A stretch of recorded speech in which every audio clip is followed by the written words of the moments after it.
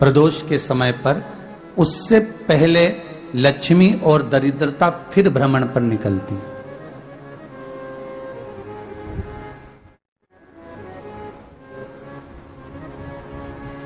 शिव भ्रमण कर कर जब वापिस आ जाते हैं, हिंदू धर्म में पीपल के वृक्ष की जो गणना वराह पुराण में करी गई है, 4 बजे से 7 बजे तक शिव के भ्रमण का समय बताया है शाम को।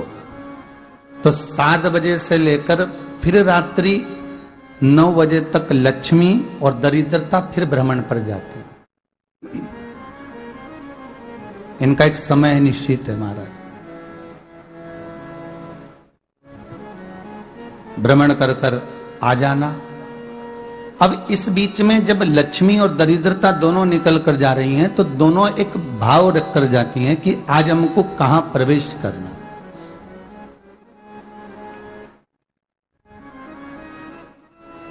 आज हमें किस जगह पर प्रवेश करना है, आज हमें कहां पहुंचना है, आज हमें किस जगह जाना है। और जिस नगर में जिस मार्ग से लक्ष्मी और दरिद्रता निकल कर जाती है, ये दोनों का जब निकलना होता है, इनको स्थान दिया गया जहां पर स्वच्छता हो, घर के दरवाजे पर रंगोली डली हुई हो, द्वार पर जल छीटा गया हो। महाराज, उस द्वार पर लक्ष्मी प्रवेश करती है तो दरिद्रता भी जाने लगती है अंदर। जब दरिद्रता अंदर जाने लगती है तो लक्ष्मी उसको रोक देती है, पहले मैं देखकर आती हूं कि तेरे लिए स्थान है कि नहीं है, तू यहां रुक।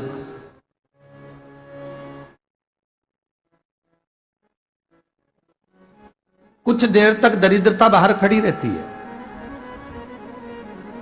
और लक्ष्मी जी की बड़ी बहन जब दरिद्रता बार बार अंदर जाने का प्रयास करती है तो लक्ष्मी जी कहती हैं, जीजी तू इतनी बड़ी होकर तुझे मालूम है तू तेरा सम्मान होना चाहिए, आदर होना चाहिए, और तू अंदर चली जाए और कोई तेरा सम्मान ना करे तो कितना बुरा लगेगा, इसलिए तू बाहर खड़ी रहे, मैं अभी आई। अंदर जाती है और जब लक्ष्मी जी भ्रमण कर लेती हैं, अंदर प्रवेश कर कर आती हैं, और प्रवेश कर कर आती हैं तो दरिद्रता पूछती है चले अंदर, तो लक्ष्मी जी कहती हैं तुझे मालूम नहीं है क्या जीजी कि जिस घर में मैं प्रवेश कर जाती हूं उस घर में फिर दरिद्रता नहीं जा सकती, क्योंकि ये तेरा वचन था, ये तेरा वचन था। अपन दोनों का जब मंगल विवाह हुआ था, मेरा विवाह जब नारायण के साथ में हुआ और तुम्हारा विवाह जब दुस्साह मुनि के साथ हुआ, दरिद्रता का विवाह दुस्साह मुनि के साथ हुआ, जब अपना दोनों का विवाह हुआ था तो अपन दोनों ने एक वादा करा था कि जिस घर में लक्ष्मी प्रवेश कर जाएगी उस दिन फिर दरिद्रता नहीं जाएगी, और जिस घर में दरिद्रता प्रवेश कर जाएगी उस घर में फिर लक्ष्मी नहीं जाएगी। अब जब मैं अंदर देख कर आ गई हूं तो तू अंदर नहीं जा सकती, अर्थात लक्ष्मी के चरण जिस घर में पड़ गए उस घर में फिर दरिद्रता प्रवेश नहीं कर रही। चलते चलते फिर दरिद्रता ने देखा और लक्ष्मी जी इसको लेकर गई, और लक्ष्मी जी ने देखा कि इसके दरवाजे पर जल नहीं छीटा गया, इसके दरवाजे पर ना रंगोली डली है, इसका द्वार साफ नहीं हुआ है, इसके द्वार पर दीप नहीं है, इसके द्वार पर कलश नहीं है, इसके दरवाजे पर ढेर सारा कचरा पड़ा हुआ है, कोई श्वान कोई कुत्ता गंदगी भी कर कर चला गया है, कहीं बिल्ली ने गंदगी कर रखी है, कहीं जीवों ने कुछ गंदा गिरा रखा है। तो फिर लक्ष्मी जी कहती है जीजी अब मैं होकर आ गई थी ना, अब तू जा, तू होकर आ, और दरिद्रता प्रवेश करती है।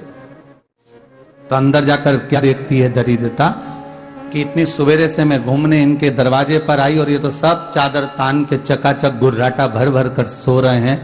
तो दरिद्रता कह देती है तुम्हारा भाग्य ही बेकार है, तुम्हें क्या करूं, तुम ऐसे ही सोते रहो। और दरिद्रता गुस्से में बाहर निकल कर आती है, लक्ष्मी से कहती है लक्ष्मी तू इसके घर में जाना ही मत ही। तो दरिद्रता को कहती है जीजी तेरी बात नहीं मानूंगी क्या मैं? लक्ष्मी जी बोली मैं तेरी बात नहीं मानूंगी, बिल्कुल नहीं जाऊंगी इसके घर में, तू चिंता मत कर, चल आगे चले। फिर आगे बढ़े। ये लक्ष्मी और दरिद्रता का प्रवेश। आपके घर का द्वार आपके घर का दरवाजा। फिर निवेदन करूंगा एक बहुत सुंदर बात, हमें महाराष्ट्र से सीखना चाहिए, हमें साउथ से सीखना चाहिए, दक्षिण से। जिस समय पर भक्ति देवी यमुना जी के घाट पर रो रही थी अपने पुत्र ज्ञान और वैराग्य को गोदी में लेकर, समय देवऋषि नारद ने प्रश्न किया था कि तुम कहां पर पोषित हुई हो, तुम्हें ऊर्जा कहां से प्राप्त हुई? तो कहा मैं गुजरात से तो चली हूं।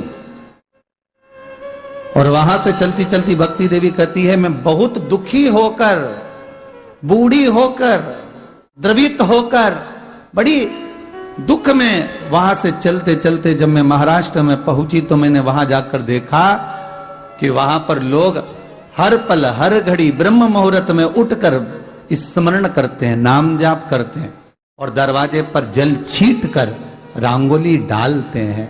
तो कह रही है कि वहां पर मैं थोड़ी अवस्थावान होने लगी, वहां मुझे अच्छा लगने लगा। फिर जब मैं और आगे पढ़ी, दक्षिण में जब पहुंची, वहां पर जाकर मैंने देखा कि सुबह से उठकर मंगलाचरण, मंगला स्तोत्र और वेदों की ध्वनि होने लगी। वहां पर मैं और आनंदित हो गई।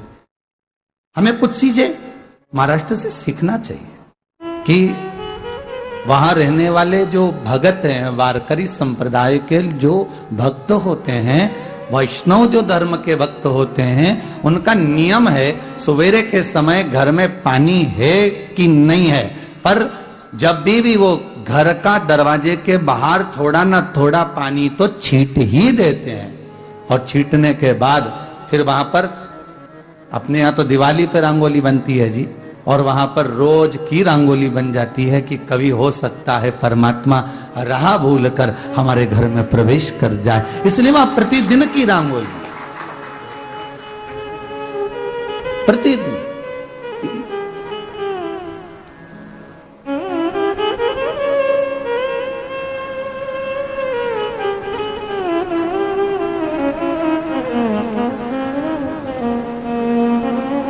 हमें सीखना चाहिए थोड़ा सा। आज के जमाने में तो बहू अपने कमरे की झाड़ू लगा ले, वो ही बहुत बड़ी बात है। हो खड़ी खड़ी बहू ये देखती रहेगी कि नौकरानी सही से झाड़ू लगा रही, वहां से लगा के लाओ, इधर से हेड के ले जाओ, वहां से कचरा सोरो, वहां से पोछा लगाओ। खड़ी रहेगी, उंगली से बताती रहेगी, पर इतना नहीं बनेगा कि सेविका से, नौकरानी से, दासी से कह दे कि तू मम्मी पापा के कमरे की लगा ले, मैं मेरे कमरे की लगा लूंगी, तू जा उधर। थोड़ा दया का भाव अगर होता तो उसके मन में भी आता कि मेरी बड़ी सेठानी तो अपनी जगह पर है, पर छोटी तो सेठानी की भी बड़ी सेठानी है जो मुझ पर करुणा करती रहती है। पर बड़ी तो कहे कि बेटा रहने दे, तू उधर ले जा, जब भाभी के कमरे में देख ले जा, उसके बच्चों का बड़ा फैलारा रहता ना, तू उधर देख ले जा, तो जरा उधर, मां उधर भेज रही है।